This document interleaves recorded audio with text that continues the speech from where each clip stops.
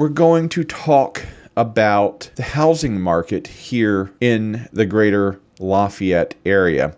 And when I'm out meeting clients, showing houses, doing all the things that we do, taking listings, getting folks ready to get their homes sold, we get all sorts of questions about the condition of the market, of course, and what's going on and what I think is going to go on. And the simple answers are, of course, the simple answers. The market's hot. The market's great. Blah, blah, blah, blah, blah. Well, Jeff, you're a realtor. Of course you're going to say that. Yeah, no, I'm not. I'm just not that kind of realtor. I call it like I see it. I'm honest. I'm not here to be a salesman. I'm here to help you find home here in the greater Lafayette area and then to wherever you might be going on next, whether it's your next home here in the area or going somewhere else, and looking out for the best interests of my clients. That's my interest. But the truth of the matter is that the market is good here in the greater Lafayette area, and we're going to delve into the data that backs that up. And that's what we're going to spend some time on today. We're going to look back. We're going to do a 10-year look back. The way the data is formatted, it's more like a 9-year look back to look at the trend lines of some major indicators. And we're going to talk about what those major indicators tell us about the market. The data is through the end of 2024. That's because the way that the data aggregates for the year-over-year reports, when you start looking at partial years, which we would only have 1/12 of the year so far wrapped up January on monthly data, it really skews. It doesn't compensate for the missing 11 months. So we're going to look back starting at 2024, the housing market over the last 10 years here in the greater Lafayette area. And for this particular comparison, we're going to look at Tippecanoe County. Tippecanoe County's data tends to be representative of the data in the larger area and the surrounding ring counties. This is average daily inventory by year. And we can see over on the right-hand side is 2024 and it goes all the way back to 2016. I first just want to look at the trend line. We start in 2016 and it's just a gradual decline down. And then we get to 2019 and 2020 and into 21, and 21 was the low point.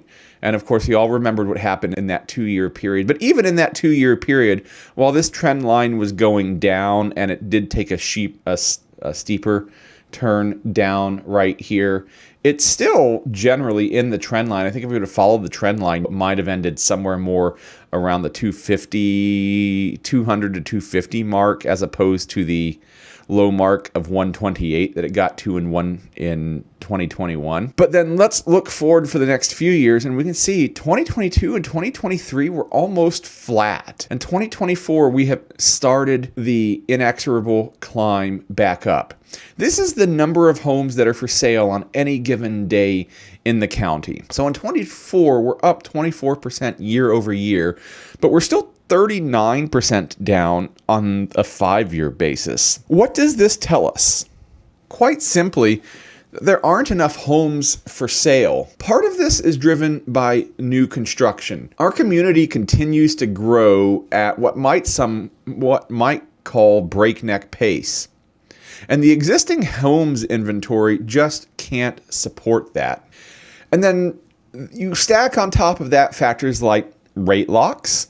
People that are locked in at 2.5%, 3% don't want to move on for 5 and 6 and 7 and 8%. We, of course, did have COVID in 2020. Increased valuation of homes, prices going up, means that it is harder to get more for your money. So if you're looking for that trade up, you've got to pay more. If you're looking to downscale, then it is hard to come out with a surplus at the end of the deal. So there's just a lot of things that have been compressing that inventory. Materials prices going through the roof, and they're still higher than they have been traditionally. Things like conduit and lumber and wiring and all the stuff that it takes to build a house are more expensive, so not as many homes are being built.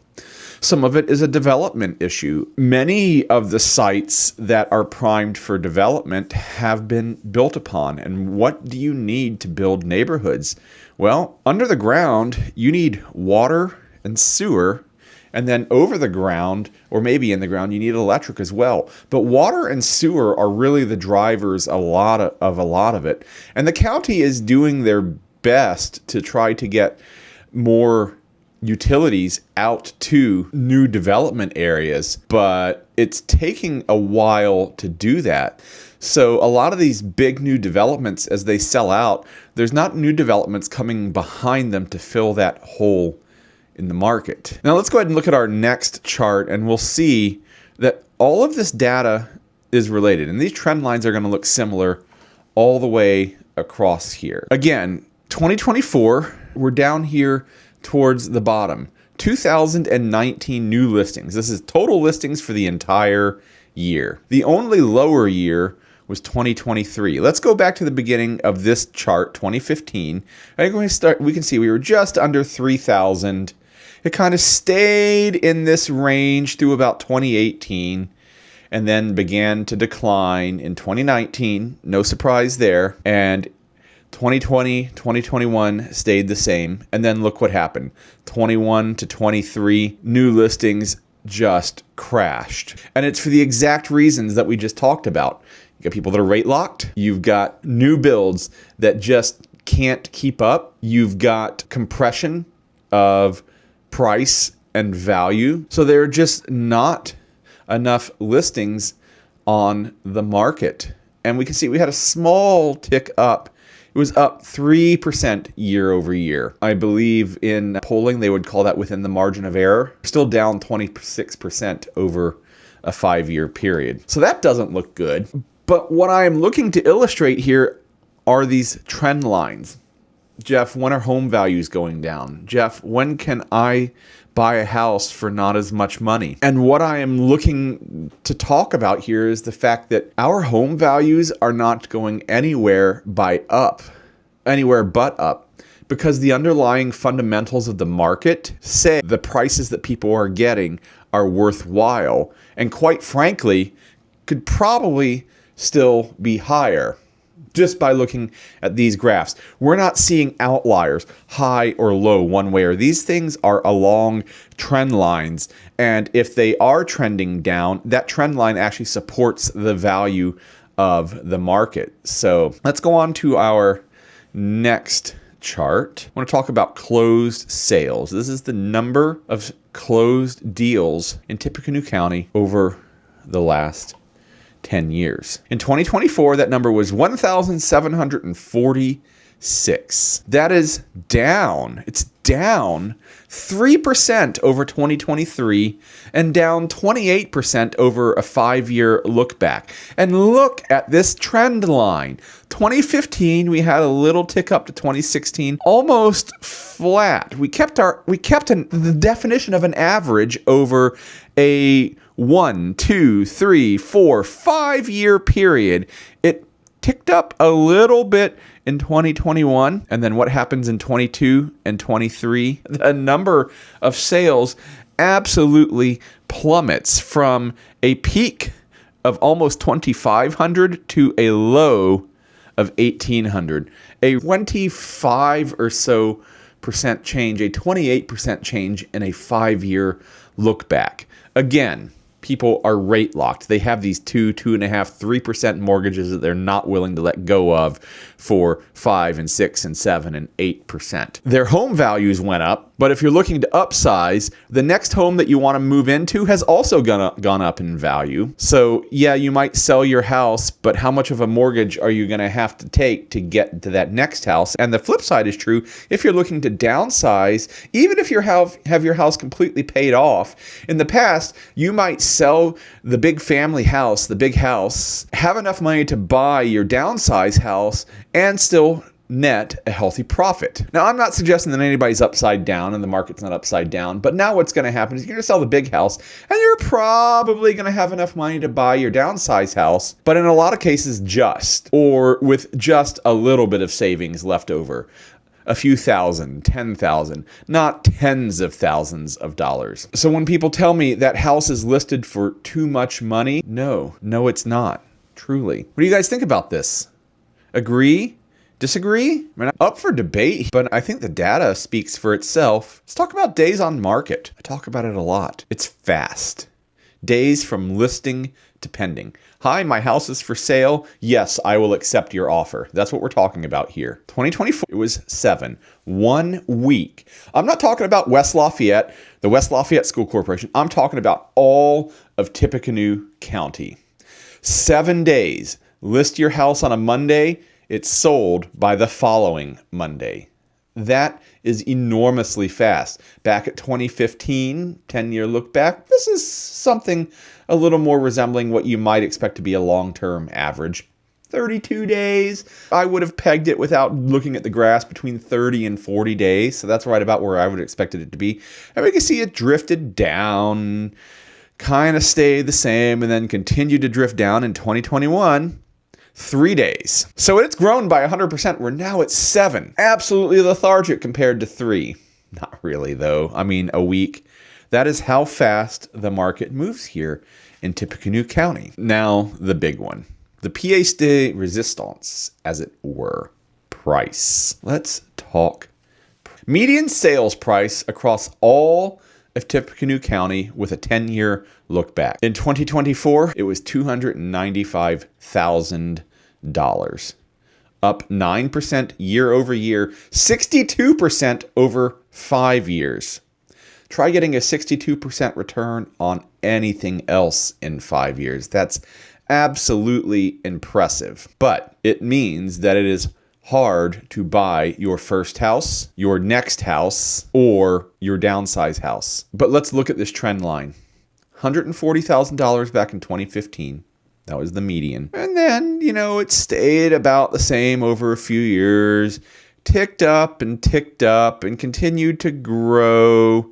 And then the gas really started to get poured on in about 2020, and it's just off to the races. You can see the line kind of went from this to this and shows no sign of abating. If this price level were up here, if this line was a much steeper angle, then you might say this is an overheated market. This is a price that's too much and it's going to come back down. But it's not. This line is flat in 24, 23, and 22. Changes angle only so slightly back to 21 and then is basically in the line from there on back to 2017. Are houses overvalued? They're just not. And they're not because of all of the data that we just looked through. Because there are not enough new listings on the market.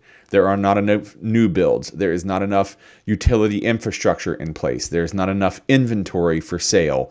We don't have enough closed sales. The market continues to move quickly at 7 days. So when people tell me, Jeff, when is the market going to cool off? Jeff, everything is overpriced and too expensive. I don't laugh because that would be cruel.